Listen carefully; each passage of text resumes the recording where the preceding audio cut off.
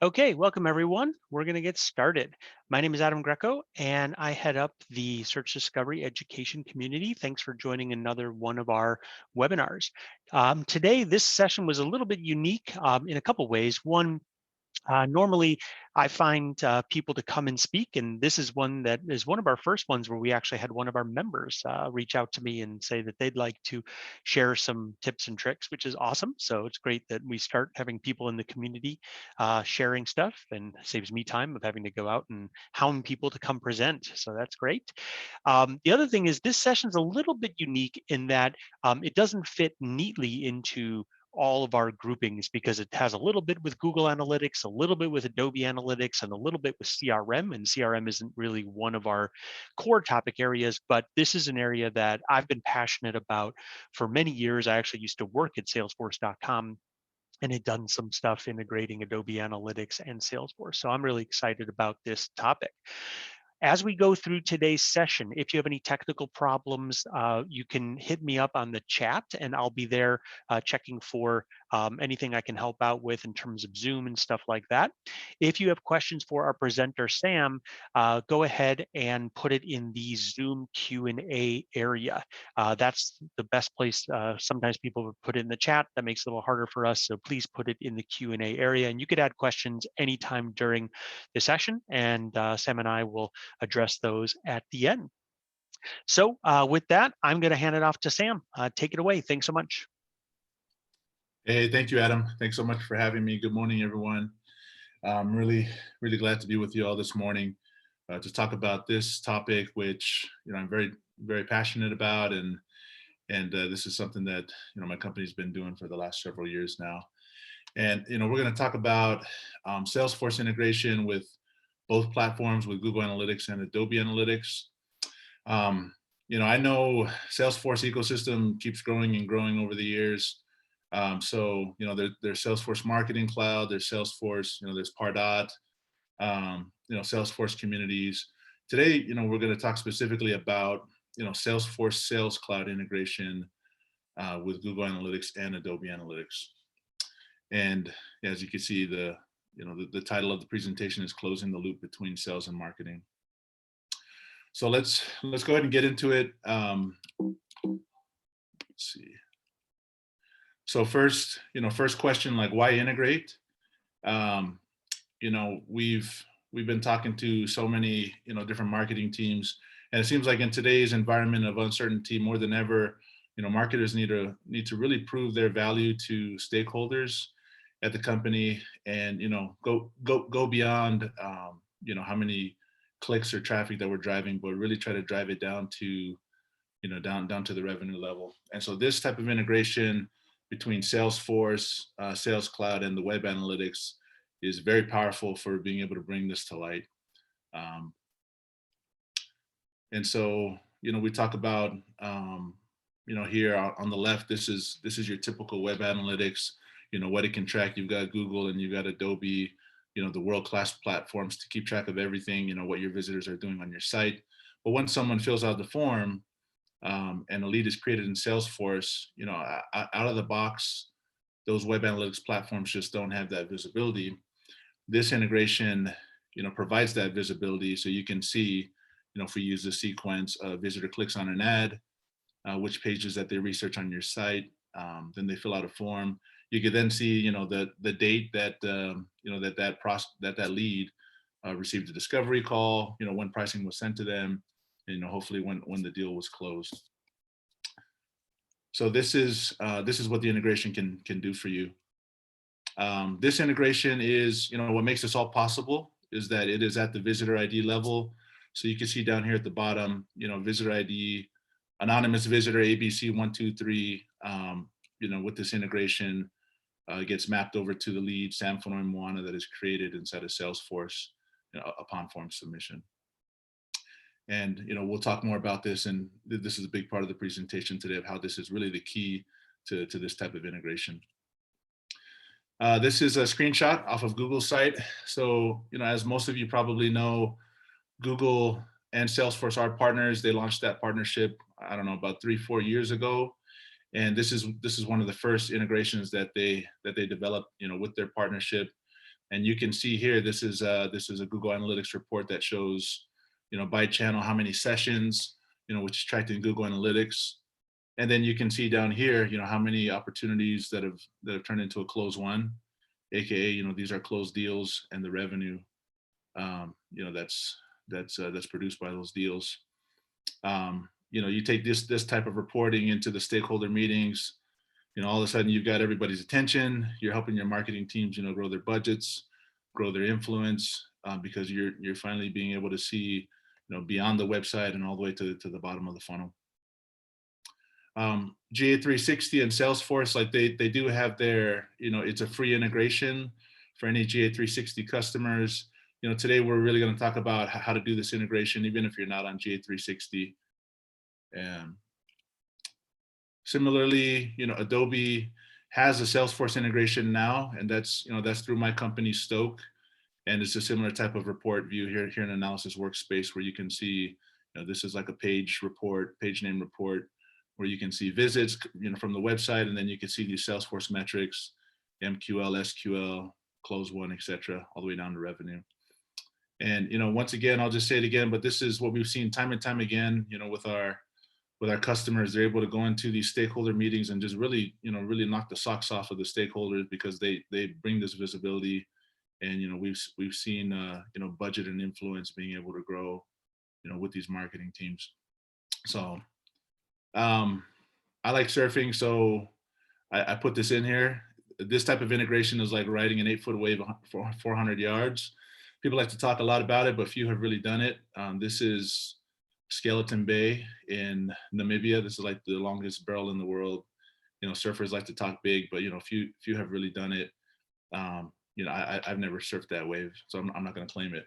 But it's similar with this type of integration. I think there's a lot of people out there for years and years and years talking about integrating these two systems, and it's a little bit tricky to get it right.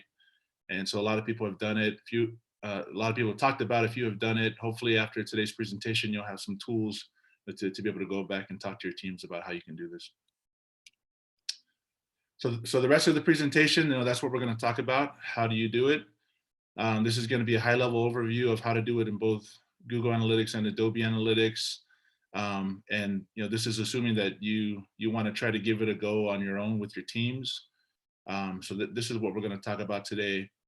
Even though there are out-of-the-box integrations with both Google and Adobe, let's talk about how to do it on your own if you guys want to try that. So let's see, the rest of the presentation, we're going to talk about these integration steps. Step one is passing the visitor ID from the web analytics into Salesforce. And this is really what I consider the key to the integration, and we'll talk more about that. And then two is pulling the data from Salesforce, like which data should we pull back, what format does it need to be in. And then three, pushing that data back into the platforms, so that you can actually have meaningful reporting inside of Google Analytics and inside of Analysis Workspace.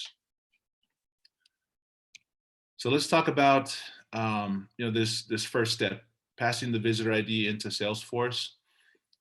This is really what I consider the key to the integration. As far as visitor IDs, Google Analytics, theirs is called the GA client ID, and Adobe's, it says here ECID, but I don't know how many names this thing has, but there, some people call it the MCID, the MCMID, the MCVisID, or the ECID. They're all synonymous. This is, the visitor ID that the Experience Cloud service assigns to a visitor. Let's talk for a second about the benefits of passing this visitor ID versus passing UTMs. Which is, traditionally, that's what I've seen most companies doing, is they're trying to pass in, campaign, ad group, into Salesforce onto the lead when a form is submitted. And so let's talk about kind of the contrast between passing the visitor ID versus passing UTMs. First of all, the visitor ID is like a single data point. It's super lightweight. You don't need to create a whole bunch of custom fields. You don't need to get crazy. I've seen some companies try to create their own cookie that keeps track of every single session, for that visitor, and then they try to kind of cram that all into Salesforce, into either a single custom field or parse it out into multiple custom fields. The visitor ID is a single data point.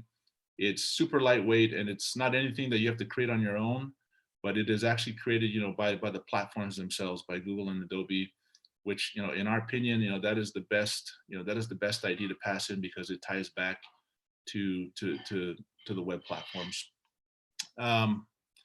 Second, this is the best granularity.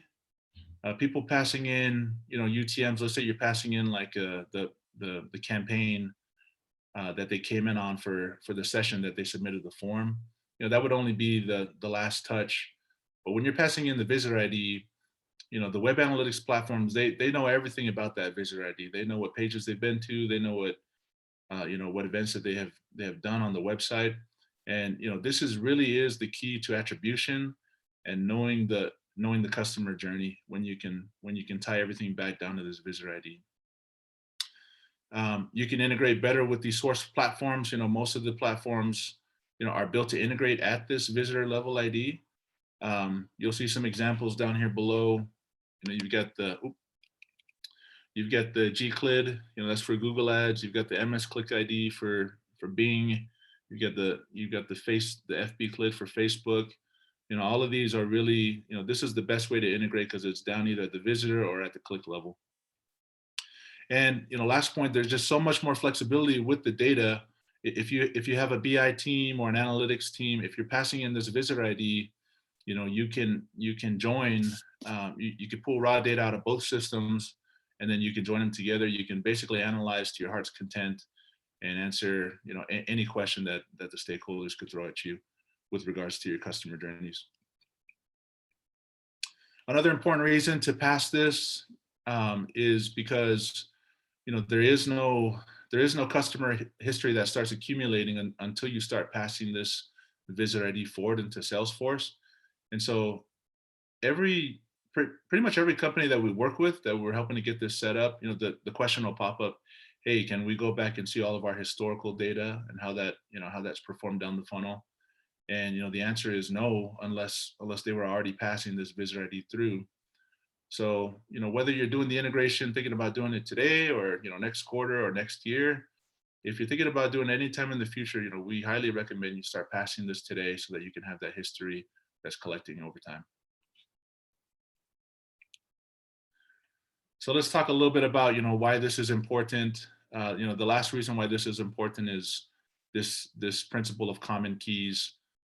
This is a VLOOKUP, and for those of you, I'm sure everyone on here knows what a VLOOKUP is, but you cannot do a VLOOKUP with another data set unless there's a common column in that second data set. And the same principle applies for data integration. So if we're trying to have Google Analytics or Adobe Analytics talk with Salesforce data, there has to be some sort of common key between both systems.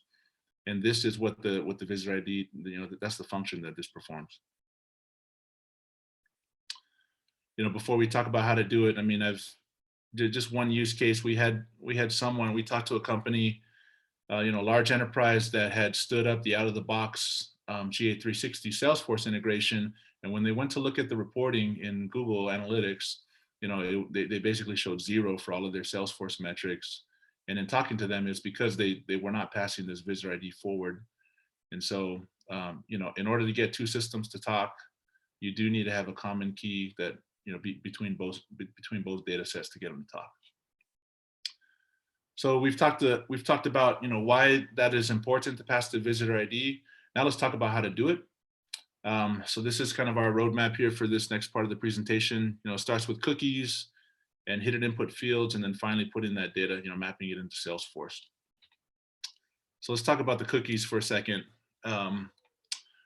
For Google Analytics, the Google's visitor ID, called the GA client ID, that is stored in this cookie, the _GA cookie, and that is a single value, and the value is the GA client ID.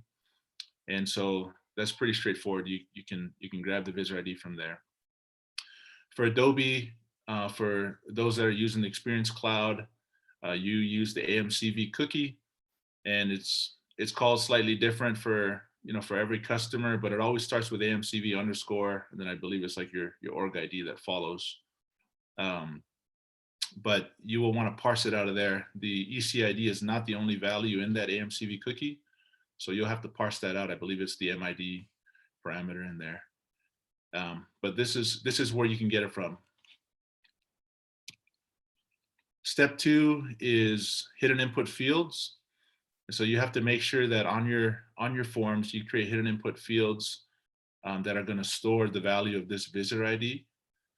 And then step number 2 here for this part of the process is populating the field with the visitor IDs. And so you can do that with some JavaScript. If any of you want some samples of that JavaScript, feel free to ping me after, and I'm happy to give you a snippet. So great. The next step is passing it into Salesforce. Yeah, so inside of Salesforce, you just need to make sure that on the lead object, you create a custom field that's going to hold this visitor ID. For the Google, for the Google integration, in their documentation, I believe it says, it needs to be called a certain name, GA client ID, all in uppercase, all together. So you just have to create that field on the lead in Salesforce. And then, step 2, this is very important. You need to map the hidden input field that you created on your forms to this custom field that you created. And so, for every form technology is slightly different. If you're using Marketo, whether you're using Pardot, or web to lead with Salesforce, you just have to make sure that you do this mapping, and it normally it's the same place that you set up the mapping with first name, last name, email, mapping that to the fields on the lead object in Salesforce. You would also add this extra mapping for the visitor ID. Okay, great. So that's really it. Some caveats. First one, make sure that all forms are tagged properly. We've done this many times where we work with teams, and maybe they only tagged 1 or 2 main forms, but then they're surprised, like, hey, how come our lead count from lead source from web look low, and turns out that they missed a whole swath of forms that are also passing leads into Salesforce. And so you just want to go through and make sure that all your forms are tagged properly, and not just the 1 or 2 main ones. This could be a tedious process. I mean, sometimes for some companies this is hundreds or even thousands of forms, but yeah, each form needs to have this hidden input field created for it, and have the JavaScript that's populating it. Caveat number 2 is to be sure to handle all of your intermediate steps between the form and Salesforce. And what I mean by this is, some companies, they'll go use web to lead and have their forms go and directly create a lead in Salesforce. But others that are using Marketo or Pardot or Eloqua, they'll actually have it go from the website to create the lead first in Marketo, and then have those leads sync over to Salesforce. And so you just want to make sure that, let's just talk about the Marketo example. You would have to create a custom field also in Marketo, and make sure that the form maps to that Marketo field. And then inside of Marketo, you're gonna have to make sure that that field syncs over to the custom field that you created in Salesforce. So the principle is just to make sure that you handle each step of the process all the way till it makes it into Salesforce. So those are the main caveats with doing it this way. We do have a service we just launched called Superglue that does do this with a single tag. But for most teams, this process that we talked about is definitely not out of reach. So I mentioned this before, but whether you're integrating now or whether you're thinking about integrating later, just start passing this today. It's lightweight, as I had mentioned earlier. That way you can start building up that customer history. It's nice to be able to go into meetings and you've got like a full year under your belt of data, or even a month or 2 instead of having no data.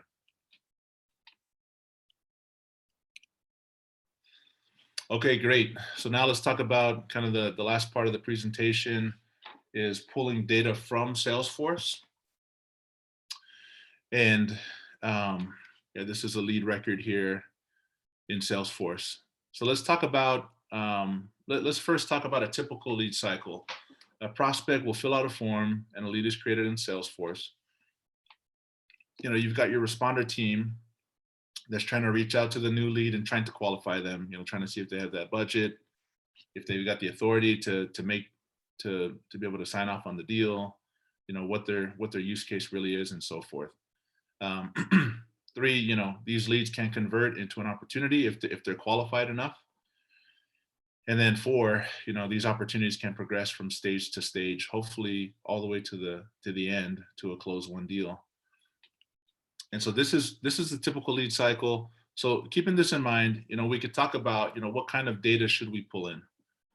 And these are the main four categories that we recommend to companies to pull in. And so you've got these different events. Each of these are different stages of either the lead or the opportunity. You've got AQL, MQL, SAL, close one, etc. And you'd like to know the dates, that they reach these different events. That way, back in your web platforms, you could do powerful things such as attribution IQ and analysis workspace, because you have the timing of all these different events with respect to the timing of the events on the website. Second type of data is lead attributes. So these could be job title, seniority, etc. And this is important for targeting purposes, to know if your marketing campaigns really are driving the type of leads that you're targeting in terms of maybe job title and seniority. Same goes with the next category, account attributes. Are you hitting the right industries that you think you are? Are you targeting the right company sizes that you think you are? And then also these line of business type of attributes. If you're working with companies that sell many different products or services, then this is going to be very useful to be able to collect this out of Salesforce and pump this back into the web platforms. Um, you know, just one thing to keep in mind: if in your Adobe stack you're also using Adobe Target or any other tools within the Experience Cloud, these become especially useful for targeting purposes, for personalization purposes, because you can use all of these data points coming out of Salesforce to create targeted audiences inside of Adobe Target, for example. All right, so trying to stay on topic here, how to pull the data. You can do a manual export of the data, and you're going to want to pull, for example, all lead records, that have an ECID because we're passing it in now, or that have a GA client ID because we're passing it in now. That have reached a certain lead status, for example, and you can create that export and manually export it out. You can also use the API. Salesforce has great API, SOQL API, which is Salesforce's version of SQL, and you can use that to be able to automate that process. And then kind of the last note here to remember, you only pull records with an ECID. Otherwise the integration is not possible. If you try to integrate a record back in, a record from Salesforce back into the web platforms without a visitor ID, then it's not going to be able to talk to any of the data inside of the web platforms. All right. So, actually, there's one last step. Okay, so pushing data back into the platforms. So here's our outline. In order to push data back into the platforms, we need to create, the custom events and dimensions in, both Google or Adobe. And then, we're going to talk about Google Analytics measurement hit protocol, be able to import data back in. And then on the Adobe side, we'll talk about transaction ID and transaction ID data sources. So, here inside of Adobe, this is how you can go in and create custom dimensions right here, and then custom events right here. And you're going to go ahead and set up one event. For example, if you want to import in all MQLs, you want that to be a metric that's usable in an analysis workspace, you could create an MQL metric in set, or sorry, in MQL event right here. And then same for your dimensions. If you're going to pass in job title or industry, you'd want to create a corresponding EVAR to be able to store that. And then on the Google side, it's very similar. You go ahead and create your custom dimension, and then also you have your custom events and your goals that you can set up.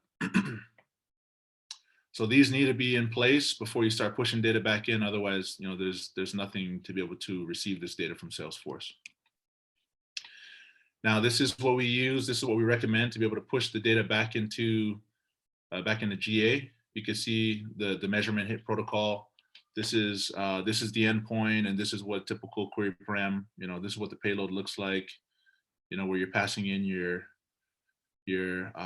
account IDs, and then your visitor ID, events and event value, and so forth.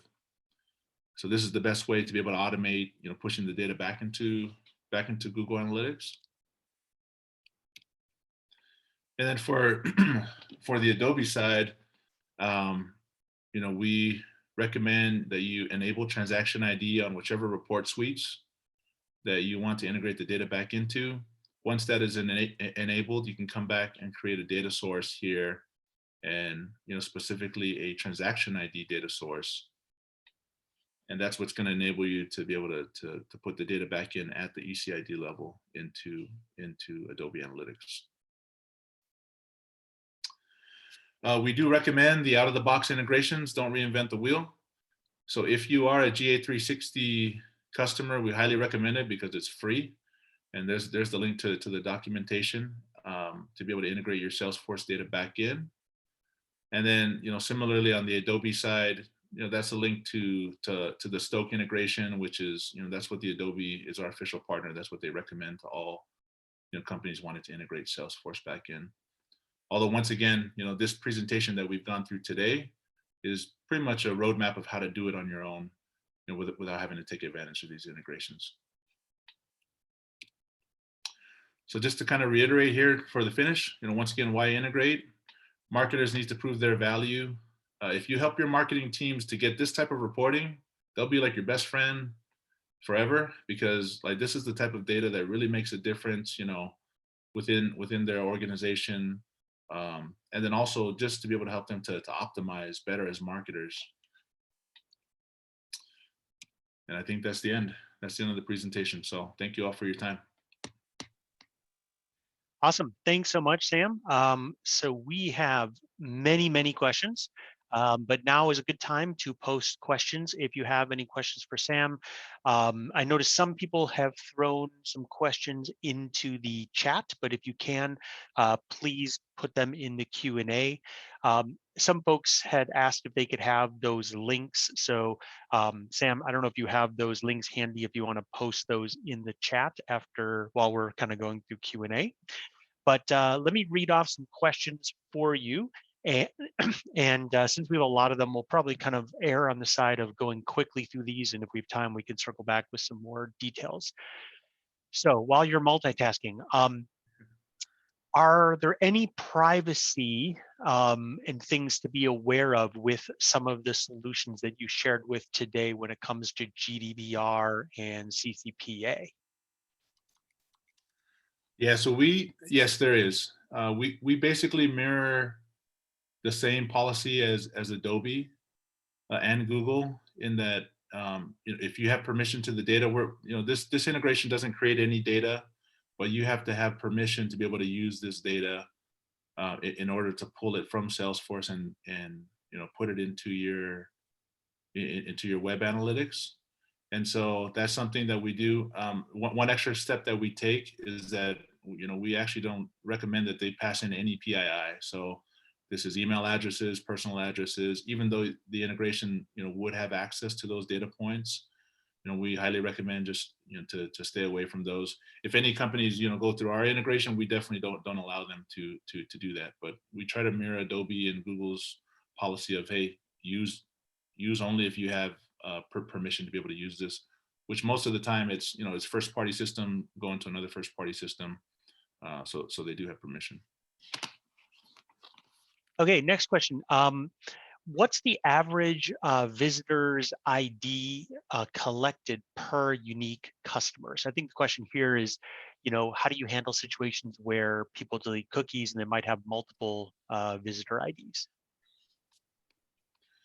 That's a great question. We've actually never run that specific analysis, but yeah, I mean, there's definitely some cases, many cases where there's multiple, but we actually haven't run that specific analysis. However, with this type of integration, the good thing is, if you're passing in this visitor ID, you can normally know all the different visitor IDs that are associated with the same lead ID.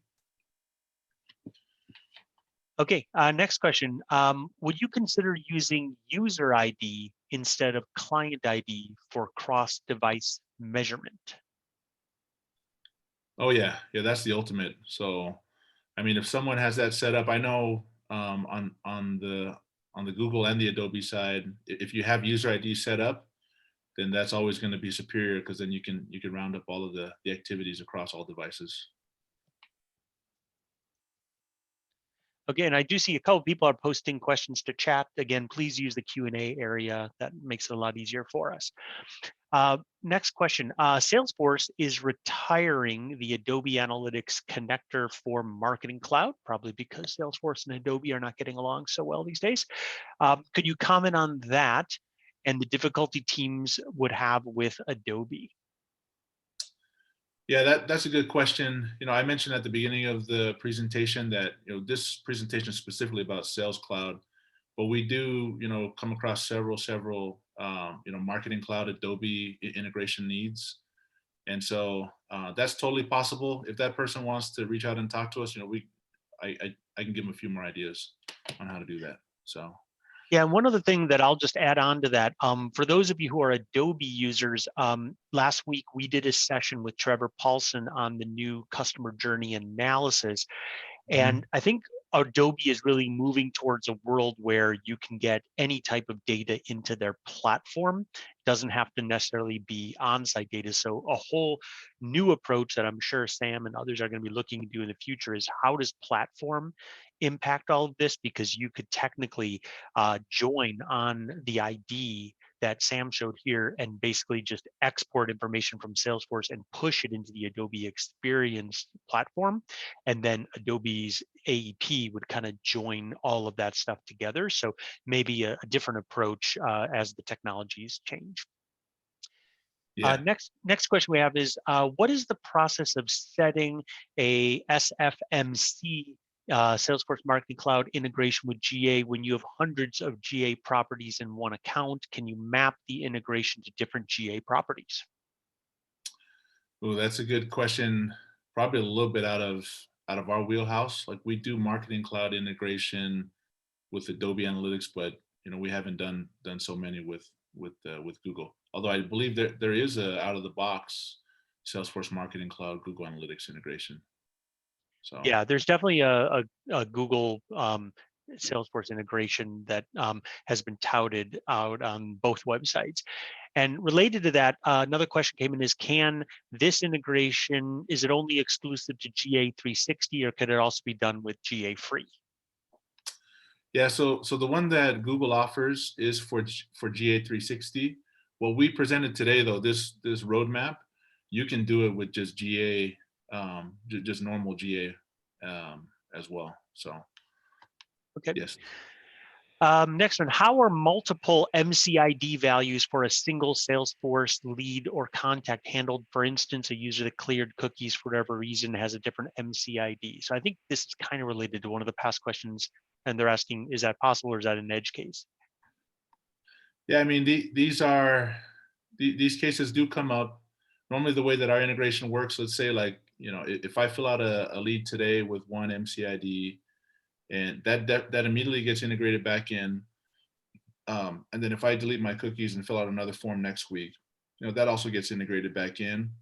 Now, unless you have some sort of user ID set up, or you have cross-channel analytics set up on the Adobe side, there's not really a way necessarily to tie those two together, unless you're unless you're doing user ID or cross-channel analytics. So Okay. We had two questions that are kind of related to each other about the word being used of free. So I think some of the questions are, is this free on the Google side and the Salesforce side, or is it only free on one of the sides, Salesforce or Google? if you're using GA360, that is a free integration on both sides. Now, that doesn't mean that it's going to take a lot of time and effort, because that is not. I'll just be kind of straight. It's not a simple integration, but that is free for you to set up on your own. But we do see a lot of companies need to either hire the consulting services or some third party to come and help with the stand up. Yeah, I hope that helps. Okay, this one's more of a theoretical one. Do you think Salesforce is likely to invest in creating or buying their own digital analytics solution to be more integrated? Hmm. That is a good question. I don't know. Like I don't see them. I don't see any platform coming in and competing with Adobe and with Google Analytics, especially. So I don't know. This is just my personal opinion. I don't see them starting up their own. I don't know if they have enough money to buy to buy out Google Analytics, or Yeah. Adobe Analytics. But that's just my personal opinion. Side funny story on that. When I worked at Omniture before Adobe acquired Omniture, I actually went to work over at Salesforce and ended up in an office with Mark Benioff of Salesforce discussing whether or not Salesforce should buy Omniture. And it didn't end up happening. Adobe ended up buying Omniture, but there was a point in time in which Salesforce was interested. That's Um, cool.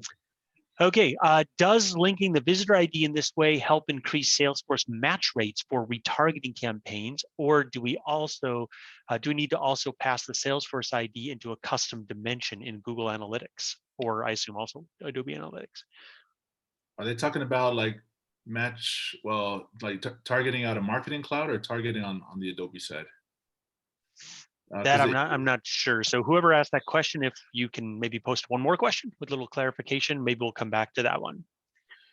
yeah, Um, are the events you mentioned MQL, SQL out of the box elements in Salesforce? they aren't. I wouldn't call them out of the box, but these are just the general B2B stages of the sales funnel, that we've seen, from serious decisions and just across all the companies that we've worked with. So, Yeah, and those are pretty common B2B, terms that are used a lot. right. Next question. Regarding the Adobe Analytics transaction ID data source, are you setting s.transaction ID on the completion of the form? Does Salesforce already produce this transaction ID for you to grab on this submission at the time you're sending the ECID? So one thing I'll just throw in on to that question, Sam, when I worked at Salesforce, we actually did use the transaction ID to do this, and we did find that Salesforce had a unique ID that was set every time a form filled, and we passed that Salesforce unique ID to the S. transaction ID. But I'll let you chime in case you have a different answer.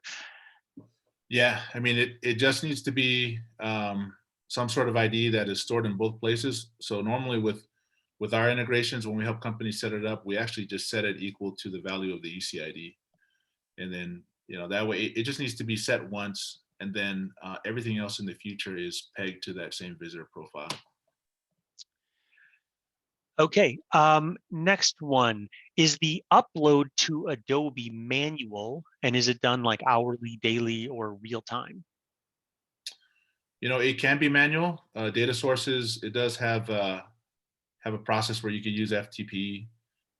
We use the API. It's a better way to automate it, and you can import the data sources as often as you want. It does take a little while though, depending on how many, how big is the date range of your data set. It could take anywhere from like less than an hour to like one full day to be able to get that reading into Adobe.